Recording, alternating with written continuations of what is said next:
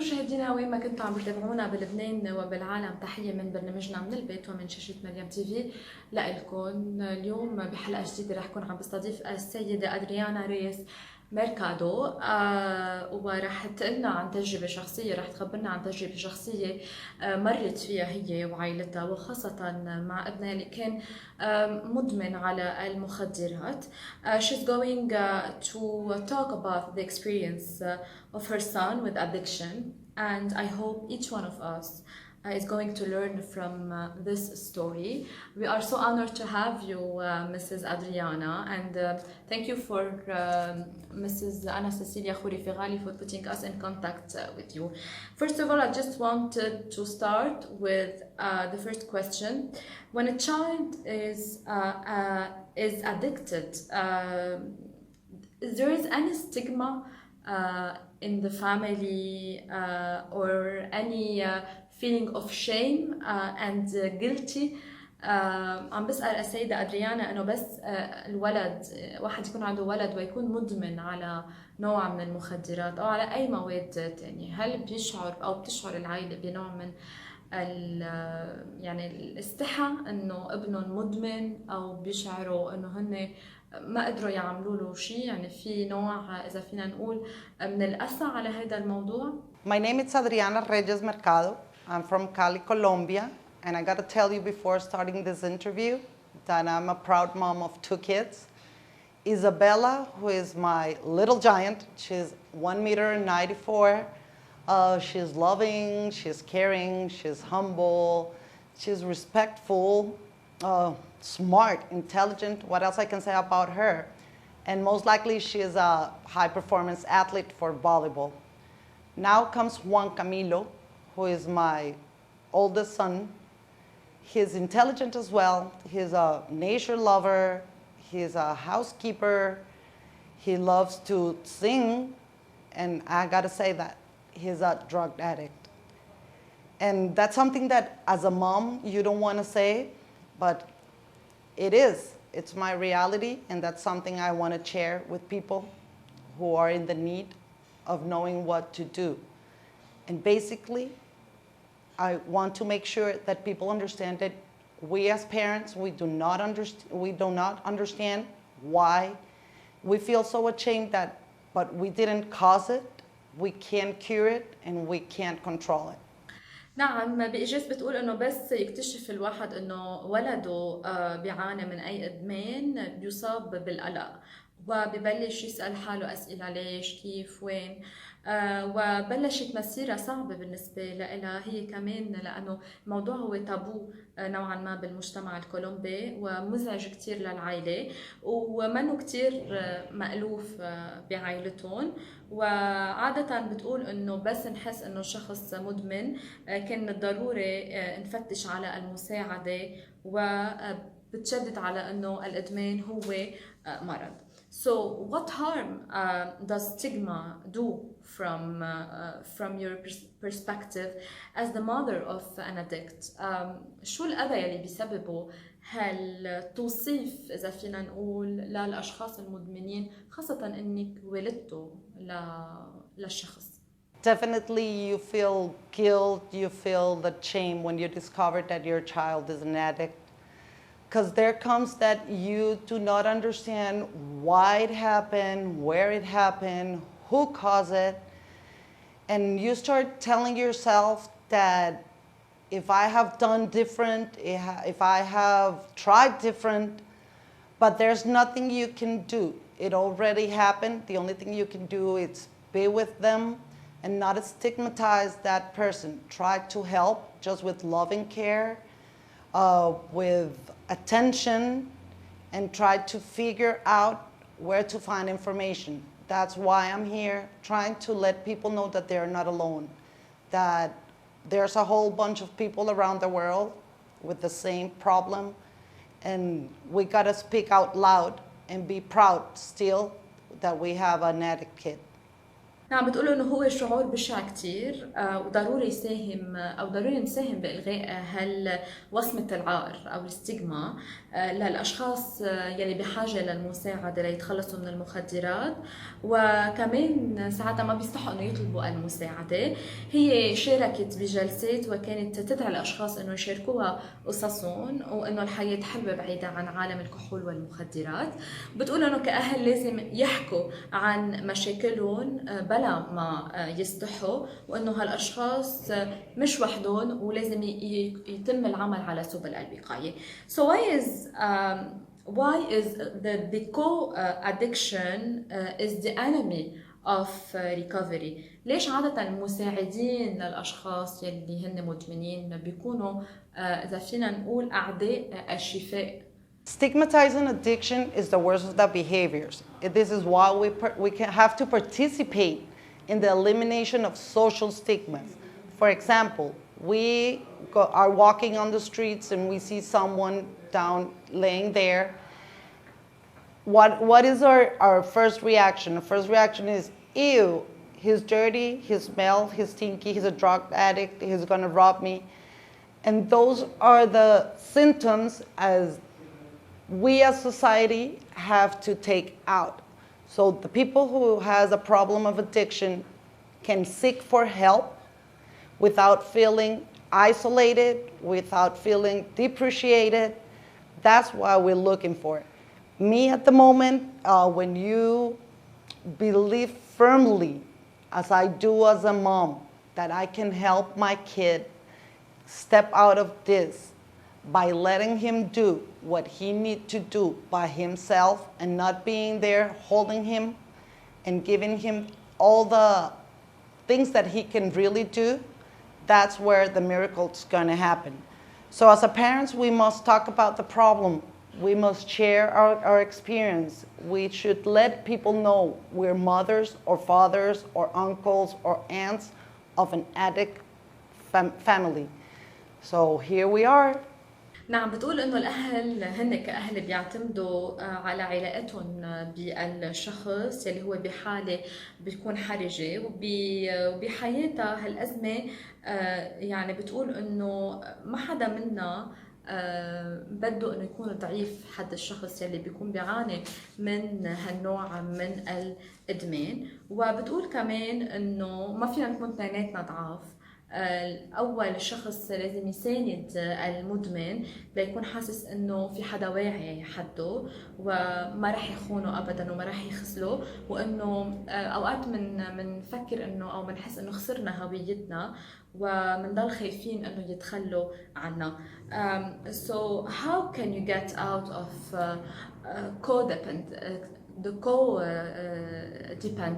dependency?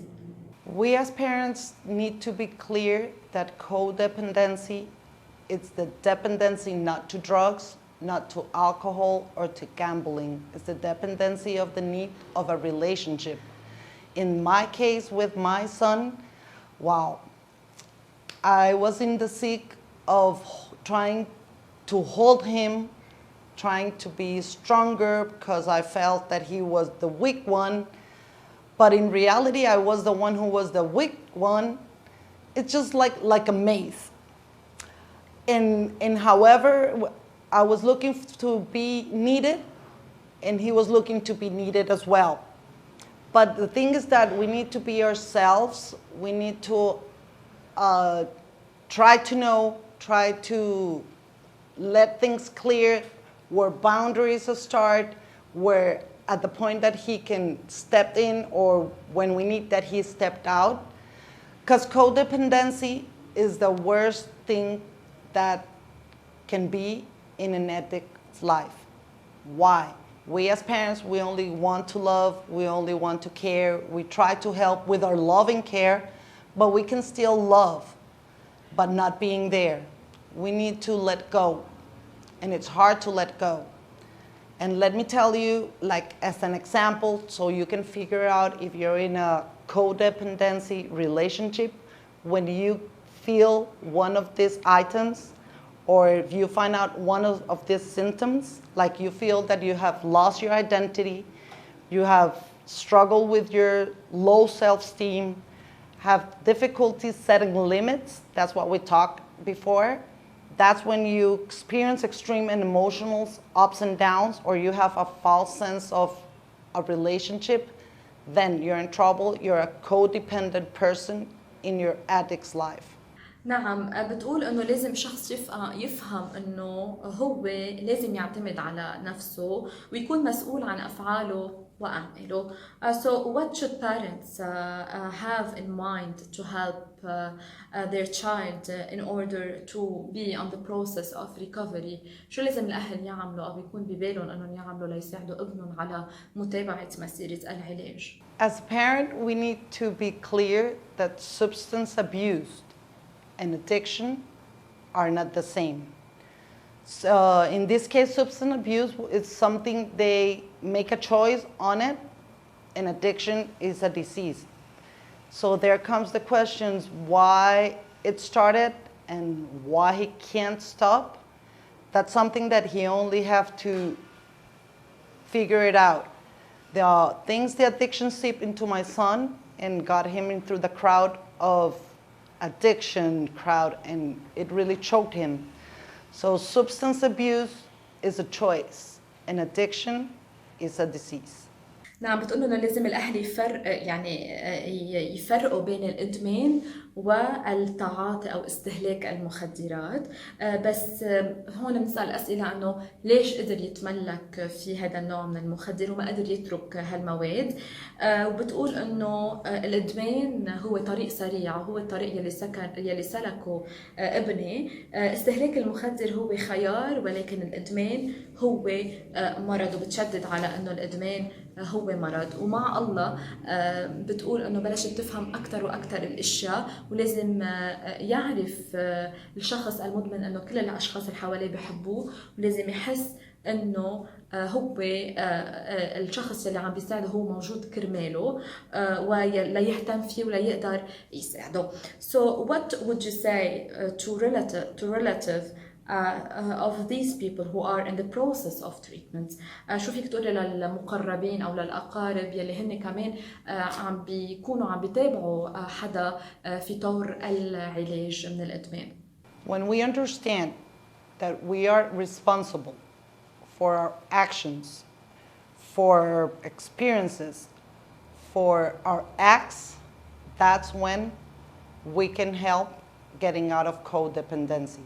When we actually apply the 3 C's I told before, I didn't cause it, I can't control it, and I can't cure it.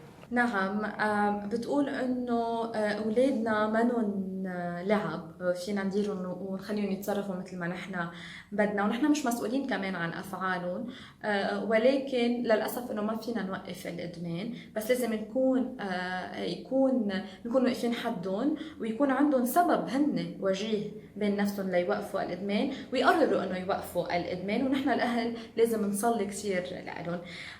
So Mrs. Adriana, in your life, what do you think of drugs؟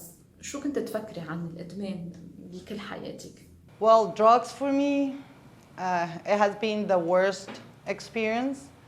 But let me tell you something. Drugs for me, it's equivalent to democracy, because in democracy everybody can pick out, and that's what drugs do. It takes you, and it doesn't matter your skin color, your religion, your political advices, your sex things, your social class, all this, it doesn't matter.